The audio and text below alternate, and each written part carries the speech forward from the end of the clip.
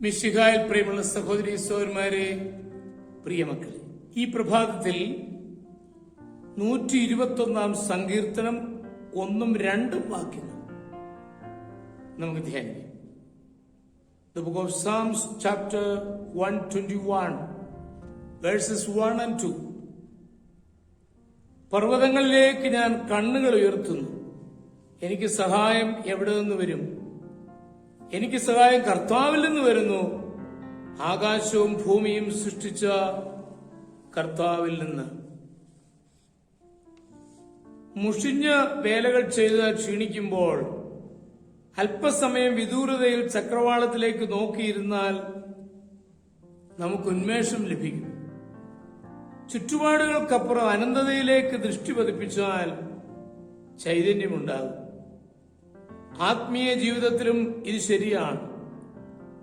ചുറ്റുപാടുകളിലെ പ്രയാസങ്ങളിൽ നിന്ന് നോട്ടം മാറ്റി ദൈവത്തിലേക്ക് ശ്രദ്ധ കേന്ദ്രീകരിച്ചാൽ സ്വർഗീയമായ ശക്തിയും സഹായവും ലഭിക്കും.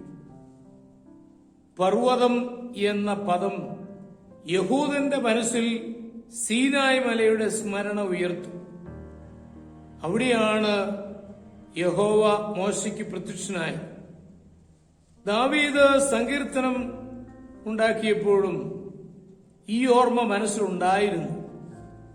ചുറ്റുപാടിൽ നിന്ന് സഹായം പ്രതീക്ഷിക്കുവാൻ സാധ്യതയില്ലാതിരുന്നപ്പോൾ നിരാശനാകാതെ ദൈവത്തിലേക്ക് നോക്കി സഹായം ലഭിക്കുകയും ചെയ്തു.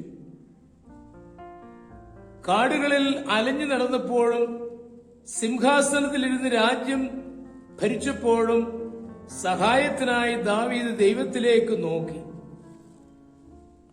ലോകപ്രകാരം സഹായത്തിനുള്ള വഴികളെല്ലാം അടഞ്ഞപ്പോഴും നിരാശനാകാതിരിക്കാൻ ദാവീദിന് സാധിച്ചു. ആപത്തുകൾ കീഴിൽ കാണുമ്പോൾ ദൈവത്തിലേക്ക് ശ്രദ്ധ പതിപ്പിച്ചാൽ നമ്മുടെ ഭയം ഇല്ലാതാവും. നിരാശാജനകമായ സാഹചര്യങ്ങളിൽ നാം പിടിപെടുന്നത് സ്വാഭാവികമാണ്.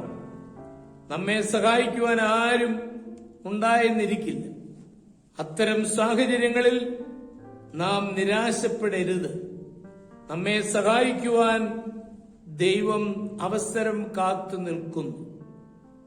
നമ്മുടെ കണ്ണുകൾ ദൈവമുഖത്തേക്കുയർത്തി സഹായം യാചിച്ചാൽ ഉയരത്തിൽ നിന്ന് സഹായം ലഭിക്കും.